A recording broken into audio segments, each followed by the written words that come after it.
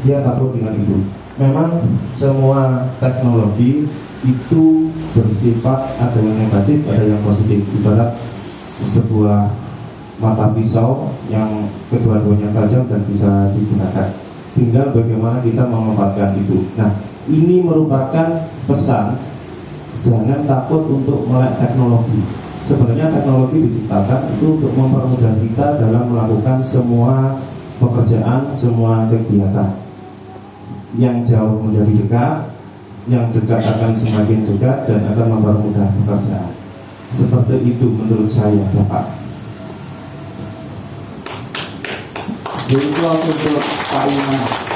Mungkin dari kita sebagai orang tua itu memberikan momongan.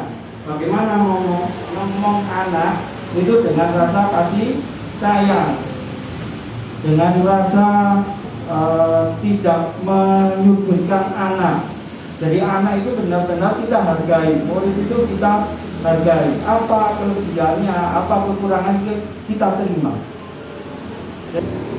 Jadi pendidikan terus mengalami perubahan dan bergerak dari waktu ke waktu serta tidak statis. Buktinya apa?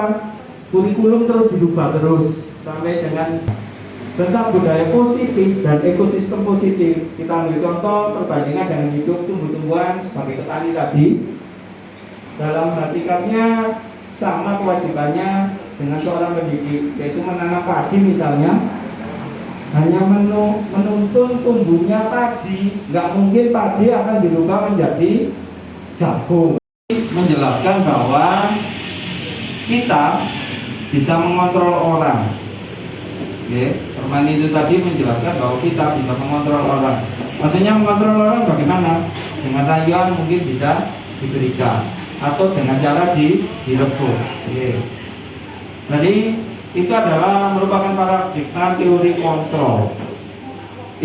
Ilusinya bahwa guru dapat mengontrol siswa.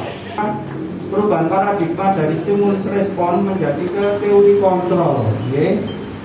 Bisakah kita mengontrol seseorang? Itu jawabannya jelas tidak bisa, kecuali di alam bawah sadar. Jadi stimulus responnya kebetulan kita sama.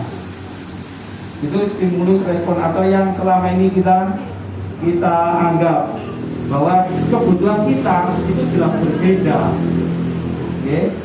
Jadi yang sebelah kanan itu adalah kebiasaan kita selama ini. Kemudian yang sebelah kiri itu adalah wawasan yang dibuka tadi. Jadi yang berbalik bertolak belakang. Kita harus sudah mulai ke teori kontrol, bukan ke stimulus respon. Jadi di situ ada kebutuhan kita sama, realitasnya kebutuhan kita berbeda. Kemudian semua orang melihat hal yang sama, setiap orang memiliki gambaran berbeda. Contohnya video tadi antara Bu Lulu, Pak Imam dan Bu Pipi mempunyai pandangan yang berbeda. Kemudian kita mencoba mengubah orang agar berpandangan sama dengan kita. Biasanya semacam itu, harus bisa matematika semua. Nah, kita berusaha memahami pandangan orang lain tentang dunia. Itu, Kemudian perilaku buruk dilihat sebagai suatu kesalahan. Nah, ini yang mohon dihati-hati. Kemudian semua perilaku memiliki tujuan, meskipun itu buruk. Disiplin itu artinya sebenarnya belajar. Tapi kita sudah mensalah tafsirkan. Jadi disiplin itu adalah belajar. Makna katanya itu dari murid-murid Sokrates dan Plato. Artinya disiplin itu kesadaran untuk belajar. Mohon ini mulai dirubah mindsetnya. Menghargai ketidaknyamanan atau hubungan itu membuat motivasi dari luar. Jadi kalau peraturan kita buat itu dari luar, kemudian mendapatkan imbalan, misalnya jika nanti tepat waktu, maka tunjangannya tidak terpotong dan lain sebagainya. Itu motivasinya akan dari luar, bukan dari dalam diri. Untuk menghargai diri sendiri, nah itu baru yang namanya disebut disiplin positif. Oke. Jadi saya datang agar untuk menghargai anak-anak, macam itu.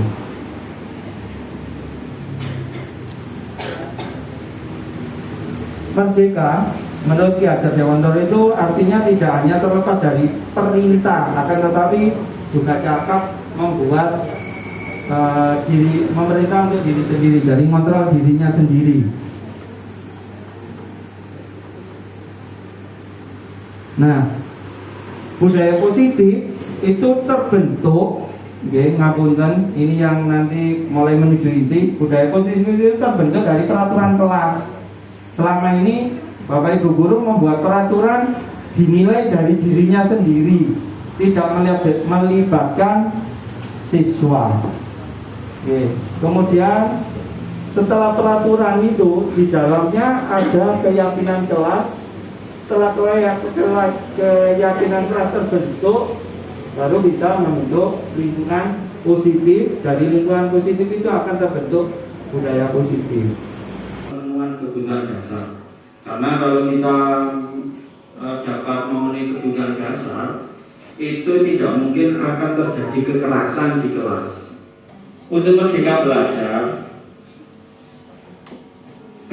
sebagai kerangka filosofinya adalah berada pada tujuan utamanya, yaitu pelajar Indonesia merupakan pelajar sepanjang hayat yang memiliki kompetensi global dan berperilaku sesuai dengan nilai-nilai Pancasila. Nah, tujuan utama ini sesuai dengan pemikiran KHD. Jadi, capaian Merdeka Belajar antara lain yaitu mewujudkan profil pelajar Pancasila, nanti dijelaskan oleh Windana. Kemudian program Merdeka Belajar antara lain ANBK, yang dulu ada UN, sekarang tidak ada, adanya ANBK.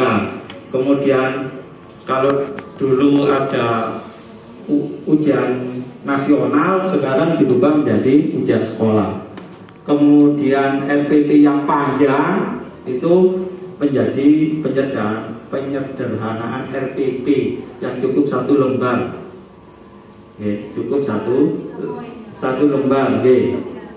Pembukaan, kemudian yang penting ada tujuan pembelajarannya, kemudian ada runtutannya dan penilaiannya. Cuman bagaimana mengembangkan jenengan salah lampiran ya, tuh. Untuk keyakinan kelas itu dimulai dari peraturan. Kalau peraturan yang dikatakan Bu Cici tadi adalah kita yang buat. Seperti jenengan sekarang berkendara, kendaraan bermotor itu wajib menggunakan helm.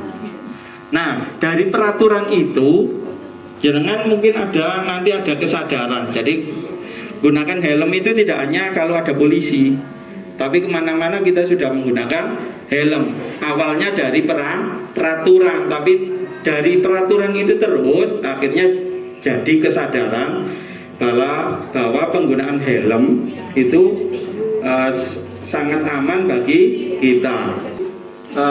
Awalnya peraturan, tetapi lama-kelamaan menjadi suatu kebiasaan yang diyakini, sehingga timbul namanya keyakinan. Bagaimana dengan keyakinan kelas? Keyakinan kelas itu awalnya dari peraturan, Bapak Ibu. Ya, dari peraturan, kemudian kita rembukan bersama, ya, kita omongkan bersama, kita diskusikan bersama dengan murid kita, sehingga dari situ murid kita sudah benar-benar tahu tentang peraturan dan keyakinannya. Jadi kalau salah itu konsekuensinya apa, kalau lebih mendapatkan apa dan bagaimana. Jadi dari peraturan akan timbul keyakinan kelas.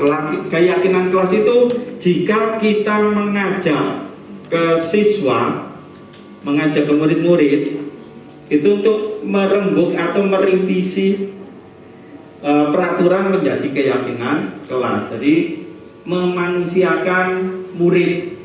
Jadi jangan murid tolong dikerjakan enggak, tapi diajak untuk ngomong. Kalau kalian mengerjakan ini bisa enggak kira-kira?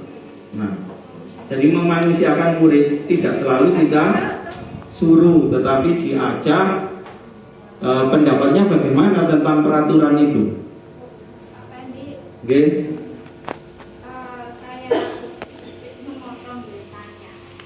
Istilahnya keyakinan kelas ini apa sama dengan komitmen?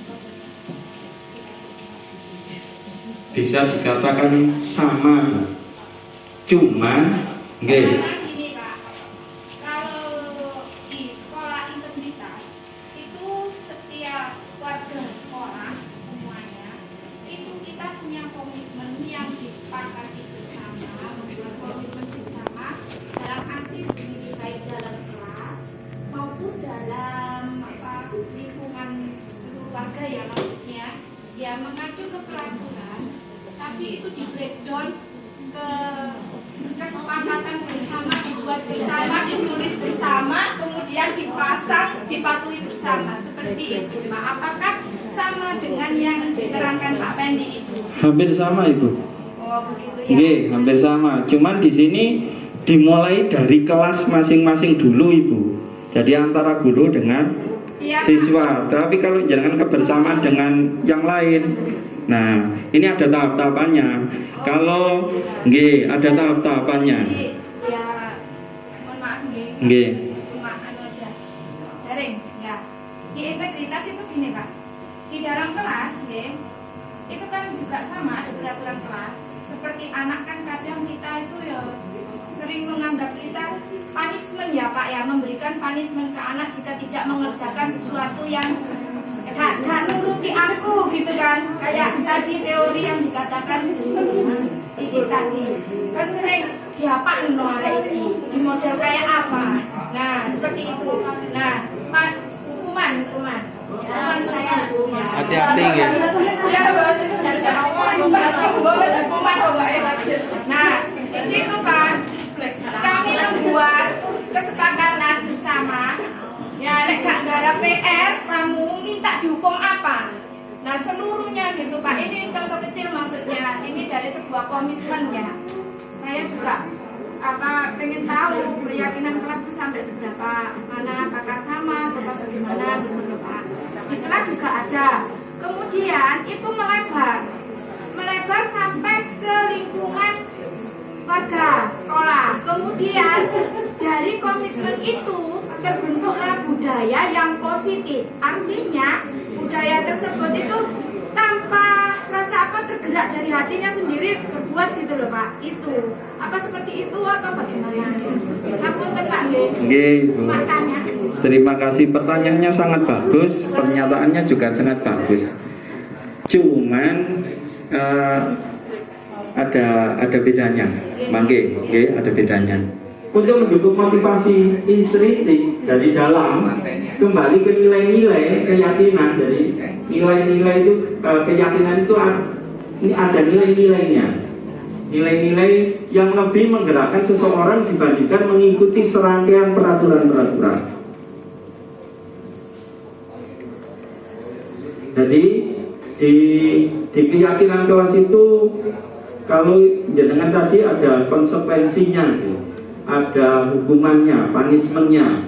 Tapi kalau di keyakinan kelas tidak ada itu. Jadi keyakinan kelas itu hanya ada dalam dirinya, dari nilai-nilai yang ada di dalam dirinya.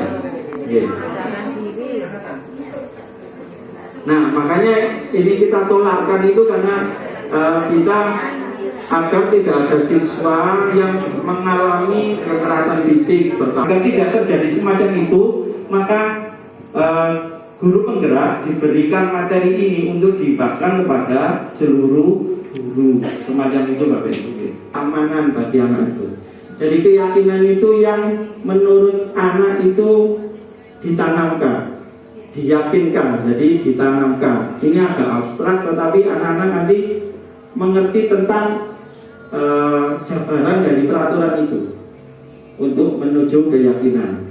Monggo Bu. Nah, dihukum oleh penghargaan. Ini selama ini kita memberikan penghargaan itu. Nah, ini mohon maaf, penghargaan itu bisa diberikan asalkan tidak menjadi sebuah ketergantungan Bapak Ibu. Konsekuensi itu stimulus atau tanggapan. Nggih, monggo. Kemudian mendorong anak menyakiti diri sendiri, itu kalau hukuman. Kalau konsekuensi, konsep diri yang baik yang ditanyakan Bu Sri tadi itu larinya ke konsekuensi. Okay. Jadi membuat kesadaran diri dari dalam dan mengetahui, ya yang dijelaskan Bu Cici tadi, bahwa kalau stimulus kontrol perbuatan jelek itu salah. Nggih, tapi kalau di teori kontrol, perbuatan jelek itu pasti ada tujuannya. Ngoten Bapak Ibu nggih. Jadi anak itu tadi, kenapa kok berbuat semacam itu? Apa kebutuhannya? Kita harus pahami itu Ibu. Ngoten. Dan itu saya terapkan, alhamdulillah berhasil. Dan orang tuanya kemarin pada waktu semester ngambil rapot juga menyatakan semangatnya untuk bersekolah itu tinggi. Pada waktu kelas 4 dan kelas 5 disuruh belajar tidur. Dan itu diomongkan ke wali-wali murid yang lain, juga tanya semacam itu. Semacam itu Ibu. Ngapunten.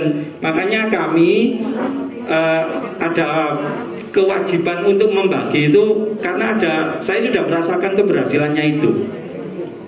Di 50 sisi kontrol Bapak Ibu, ini yang harus Bapak Ibu merubah mindset. Ada 5. Yang pertama adalah penghukum. Yang kedua, pembuat merasa bersalah. Kemudian teman, pemantau, dan manajer.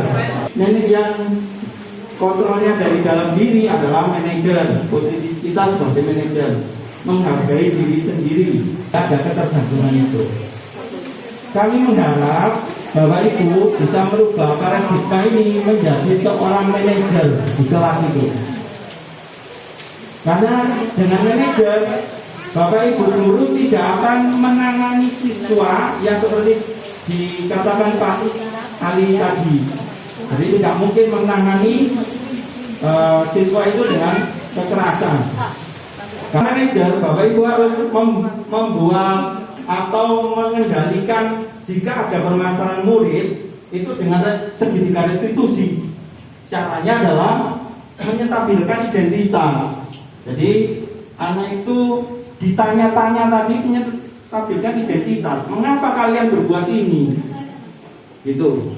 Misalnya saya mencoret-coret. Saya dulu juga mencoret-coret anak. Dan yang lainnya juga mencoret-coret itu. Nah setelah itu kita tahu, kemudian kita memvalidasi kesalahannya. Sesuai nggak dengan keyakinan yang ada, yang telah dibuat tadi di kelas. Kemudian setelah itu mengembalikan nilai-nilai yang ada di dalam kesepakatan tadi, sehingga tidak akan terjadi kekerasan dan anak menjadi sadar dengan sendirinya. Maksudnya begitu, okay? Jadi intinya itu anak dibuat untuk sadar dengan apa yang dilakukan, bahwa itu tidak benar, okay? Cuman dia minta perhatian dari guru melalui 5 kebutuhan dasar manusia tadi. Cuman yang kita harus hadapi adalah 4. Karena yang makan, minum, pakaian itu sudah yang survei tadi sudah ada atau sudah dipenuhi oleh orang tua. Tapi yang 4 ini belum tentu. Kekuasaan, penguasaan, kemudian kasih sayang, kemudian kebebasan, kesenangan itu belum tentu dimiliki oleh seseorang atau anak di rumahnya. Dan itu yang harus kita gali dari mereka. Itu saja yang bisa saya sampaikan Bapak Ibu. Kalau ada pertanyaan monggo.